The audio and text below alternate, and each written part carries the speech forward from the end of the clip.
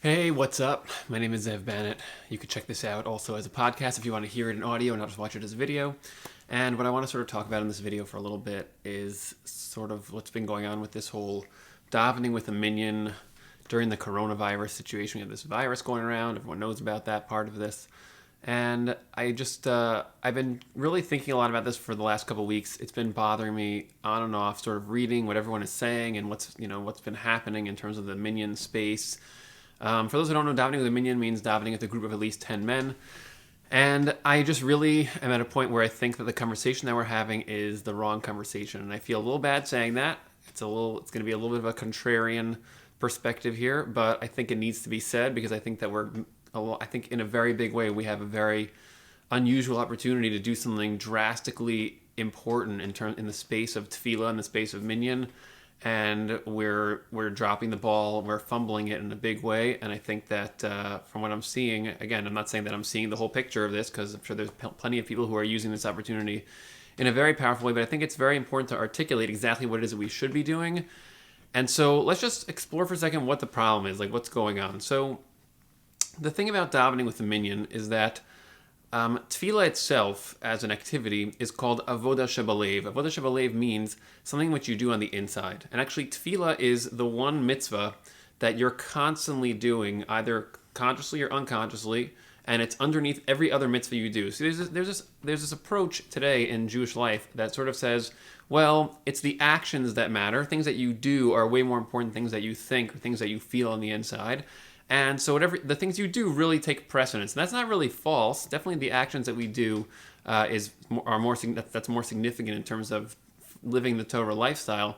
But the more you sort of say that, the more you start to knock out the other side of the equation, which is the things that are on the inside do matter. It's just that they don't matter as much. And the question is how to evaluate that kind of thing. And the logic is that if you do certain actions over time, it makes you internally slowly pull towards the underlying direction and purpose of those actions. So like the purpose of doing the actions is that it kind of also, it does pull you there. It brings your heart there, it brings your thoughts there, and it starts to make you more on the inside, the kind of person that you're trying to be on the outside. That's really what actions are, right? There are things you do on the outside, and then you want to sort of have that pull the inner you, or even make the inside you the same as the outside you, to make you what's called have midas hatiferes, to be very transparently genuine, that who you are on the inside, who you are on the outside is one thing, that you're not duplicitous or what's called conniving or deceitful, and that the way that you are on the outside is one thing, but on the inside you think something different.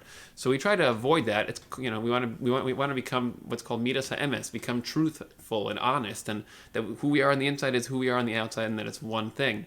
So even if actions are more significant in the sense that they are more central or more impactful, it's only because the goal is sort of make it that we are this integrated person, that we are shalem and whole, that all the different parts of us sort of are part of who it is that the Torah perspective is trying to create.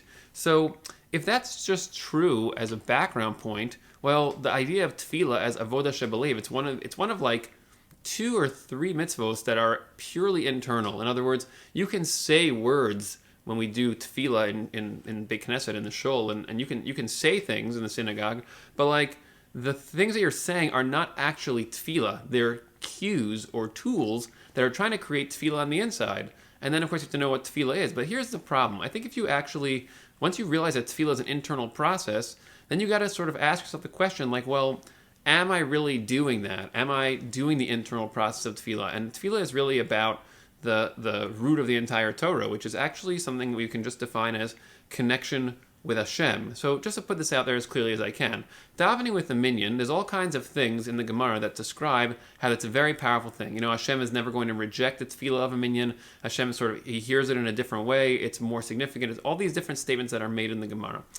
But that's not magic. It's not like you just magically daven with 10 people and suddenly now magically Hashem just does things because you said all these things with 10 people. First of all, it has to be actual tefillah. So like if in order for it to be tefillah b'tzibor, you have to actually be doing tefillah. In order for you to be doing tefillah, each of those 10 people have to be going to the inside space of themselves accessing the root, the inside self that they are, the things that they want, and they have to then get deeply in touch with why they want those things, and are those things that Hashem wants, which is what, just to quote Pirkei Avos, you're supposed to be making your ratzon in harmony with Hashem's ratzon, and then Hashem's ratzon becomes in harmony with yours, and that's a process that is internal. And if you have 10 people who are not doing that, but they're all answering Kaddish, and they're going through saying the words of Shemona Esrei without really thinking about what they're saying at all, but they're saying them, that's not going to magically make it now that you're doing Tefillah B'tzibur. Like when Chazal talk about Tefillah B'tzibur, they're talking about actual Tefillah, because they knew what Tefillah was, and they did what Tefillah is, and so they would engage in that on a group level. It would be an extremely powerful thing to do.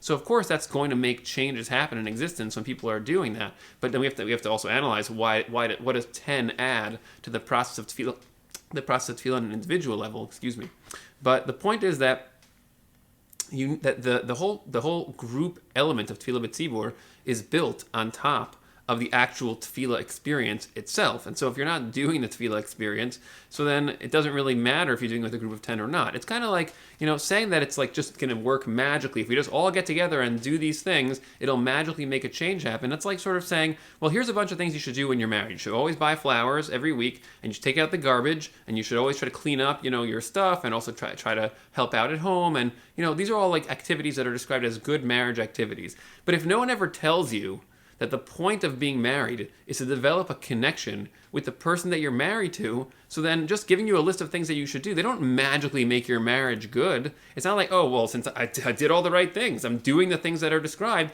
and it says these things will change everything. They'll make it really, that's true, they will change everything when you know that the core, the bulk of the process of marriage is about creating a genuine, open connection between you and another person, where you learn each other very deeply, or you know each other very deeply, where there's a bridge between the two selves as we use our bodies and our minds and our emotions to bridge at that gap and connect to each other. So of course then doing all those types of activities are external actions that will enhance and express that connection and then build the connection even further. But it's not just magic. It's not just like you just buy flowers and now magically your marriage is good. There's a system, there's a mechanics to that which we kind of know about, and you can't pretend that it's not there and just blindly do that as if it doesn't matter. And the same thing is true with tefillah. You can't just pretend that if we're just all together in a group of 10 people, then suddenly that's going to create tefillah b'tzibur, and then it's going to make everything good somehow. And now that we don't have it, it's going to be like this tremendous loss. That is not true.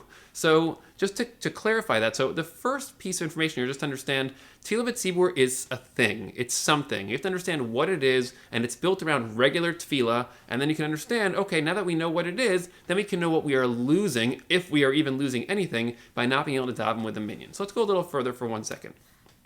Here's a funny phenomenon in the world today, which has been going on for literally hundreds of years. In fact, the poskim has been talking about this for centuries, how people do not understand what tefillah is, and therefore they can't even do tefillah properly.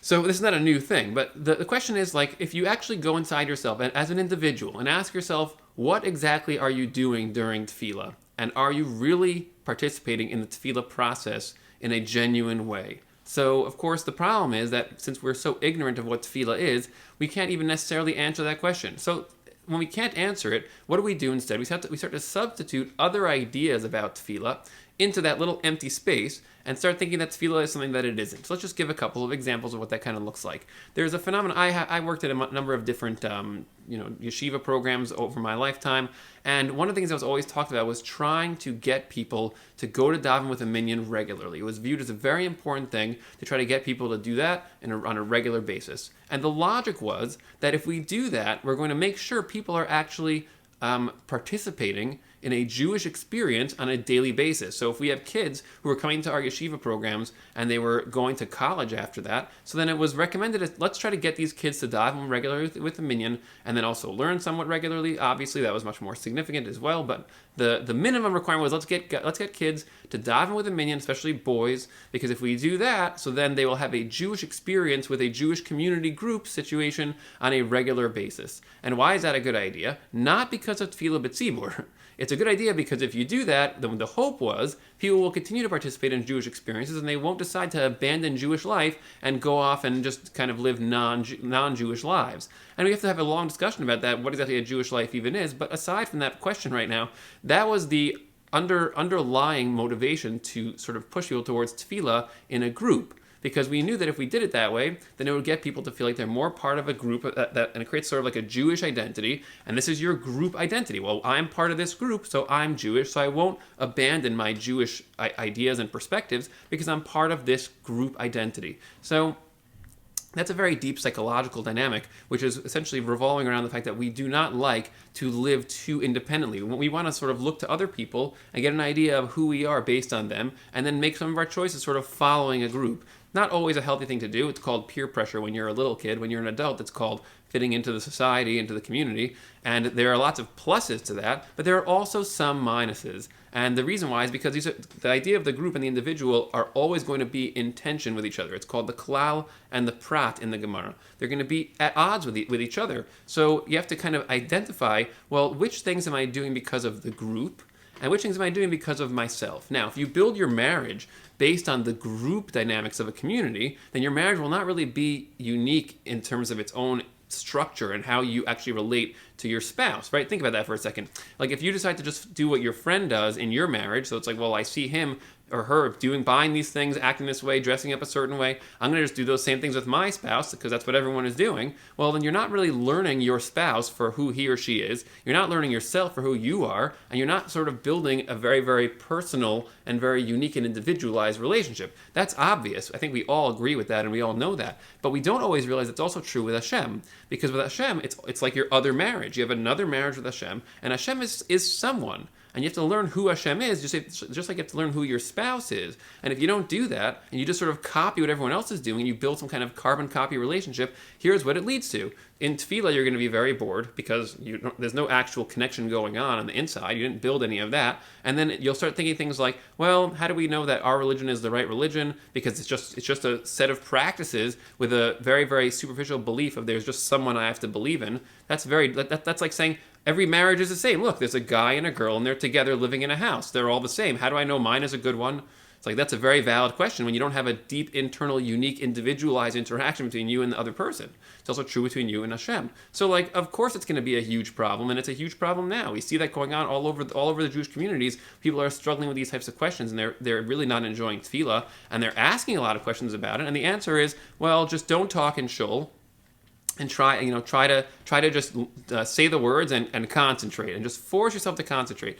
Force yourself to concentrate. That's like saying don't actually talk to your wife and get to know her and learn her. Instead, just sort of keep telling her that you love her and that eventually your heart will follow that. That's not true. It doesn't work that way. You can't just keep saying and doing the same things without learning the person at a deeper level. Actions and things to say to your wife or husband are things that are great to do when you also learn them. So let's say you say I love you to your spouse today, and that means a certain thing in terms of your connection. And then over the next day, you get some kind of interaction where you connect more deeply. You have a deep conversation, you listen to them very carefully and deeply, learn them a little bit more. The next day when you say I love you, it'll mean something different than it meant the day before. So that's why it'll be better now. So we say that also about Shemona Esrei. In some of the Sifrei Musar, they say things like, well, when you actually say Shemona Esrei every day, it's a little bit different.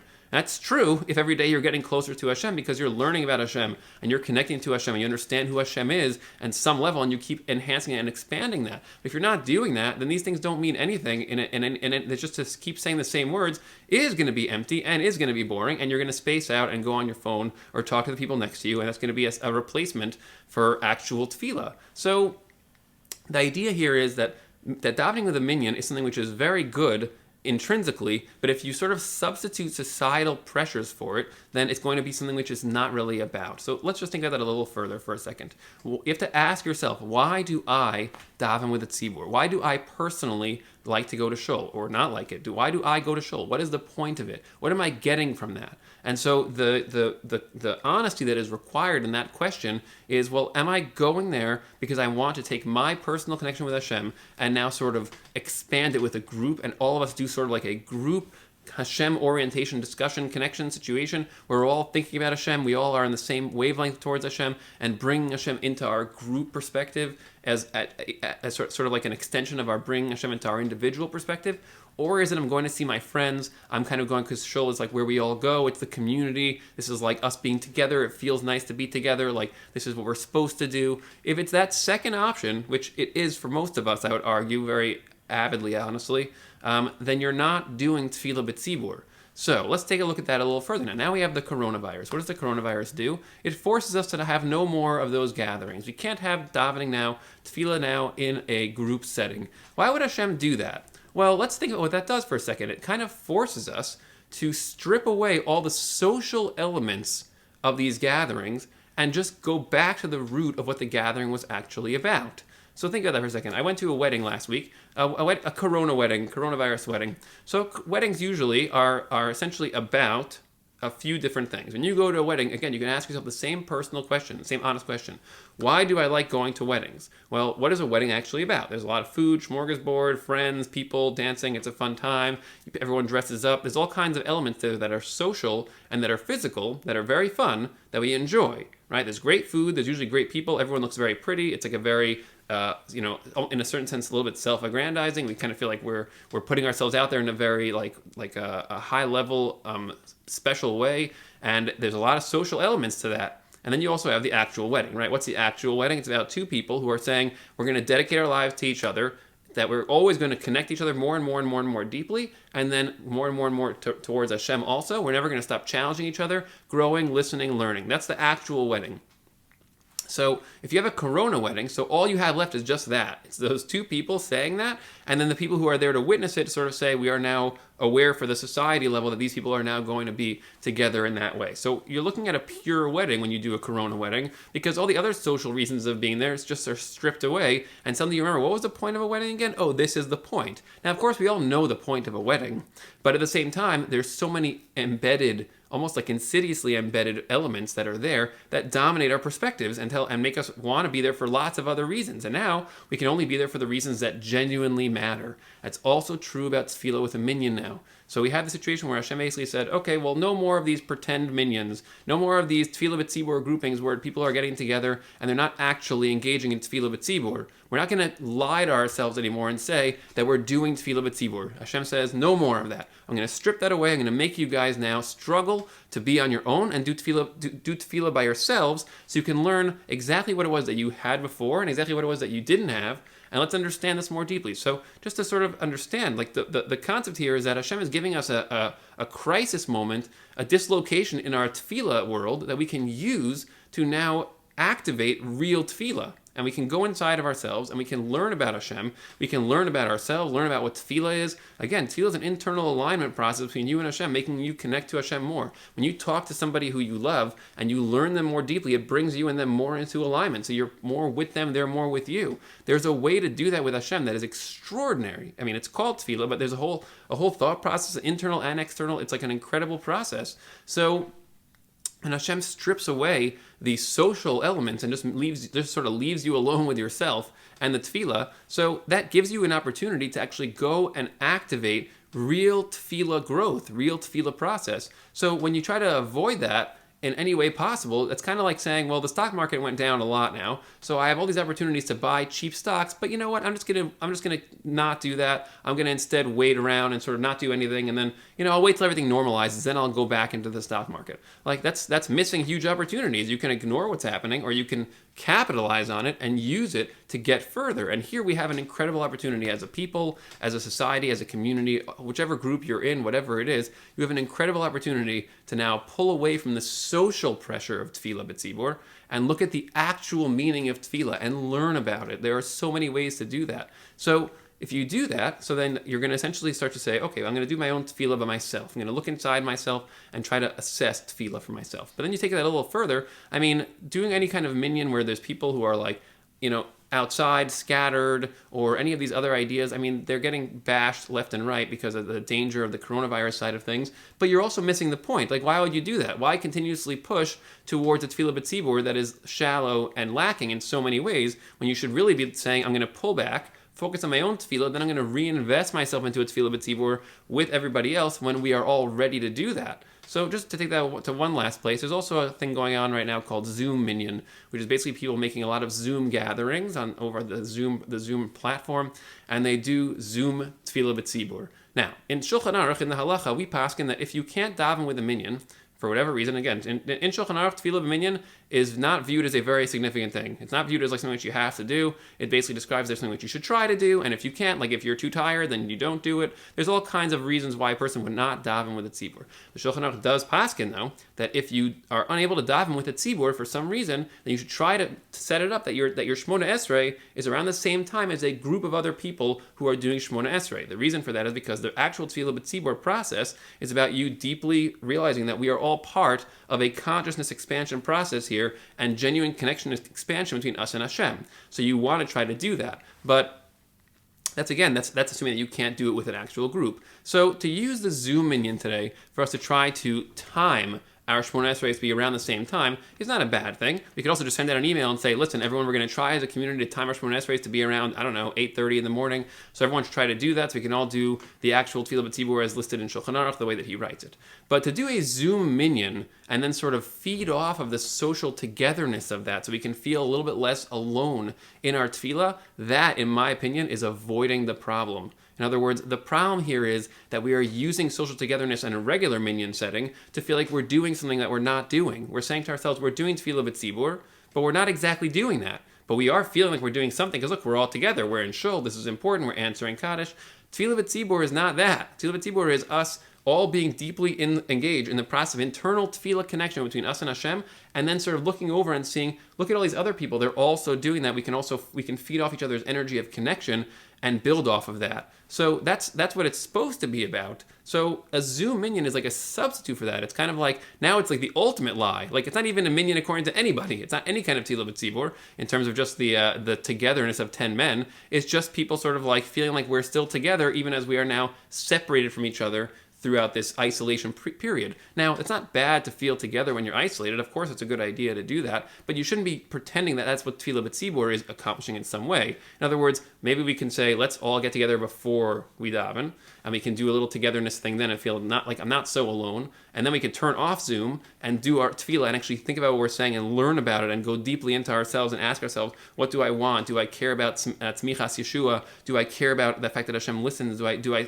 think about the fact that I want more justice and more mishpat in the world, like to do the actual tefillah process, after we already know that everyone is kind of doing it together, but not with Zoom on like that. And then we can have different settings where we do Zoom groupings so people feel like they're not as alone. But to sort of shove that into the tefillah setting and the minyan setting, well, you're very, very easily going to end up missing the whole point of this isolation period that we're in. So that's basically the idea here. It's the takeaway is Tefillah b'tzibur is a tool. It's supposed to be 10 different types of people, all kind of coming together with the different gateways to Hashem on the inside that each of us has, and us sort of feeding off each other's energy when we are each engaged in a deep interconnectedness between ourselves and Hashem on the inside. That's what tefillah is for. And I have plenty of other videos about tefillah on this channel, which you can check out if you want to learn more about how to use this time to enhance tefillah. There are many ways to do this. Also, my website is coming out soon, hopefully this coming week, with a whole series about tefillah. It's going to just be explaining how to do tefillah effectively. Like, these are tools that we should be using now. There's plenty of other people who have done that way before I ever did it,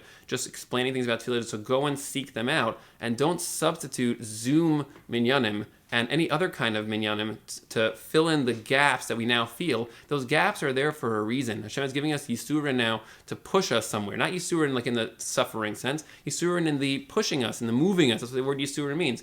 Moving us towards, or away from things that are not effective and not as genuine, towards things that can be way more real. We could have a situation where our people are finally able to actually do tefillah the way it's been meant to be done for so long, and there are individuals who are doing it, but to bring us as a people towards that place, it'll change the whole world to do that. I mean, changing how everybody thinks, people being more in touch with themselves, what it is that they genuinely want, what Hashem wants will come into the world more intensely, and He's giving us an opportunity right now to do that. So if you substitute social senses of closeness, which is what Tefillah b'tzibur seems to have become, if you substitute that for genuine Tefillah b'tzibur in the situation, then you are literally missing the boat and just sacrificing an incredible opportunity for real growth. And it's you're exchanging Chai Olam for Chai Shah. I want to feel good right now, feel less alone, but I'm not getting anywhere in terms of my connection with Hashem. So you have to only you can know how much of that you're doing. You have to go inside yourself and ask yourself to what degree you're doing that, and ask yourself to what degree you're being active in your tefillah relationship and your tefillah exploration, and ask yourself all the questions that you have.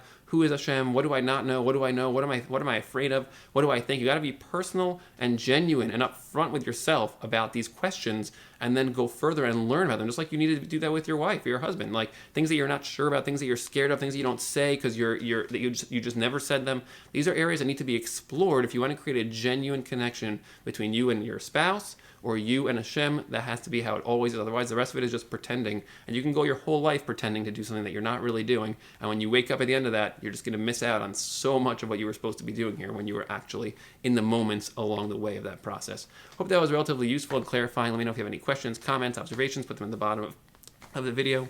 And I look forward to hearing and seeing you guys in future videos.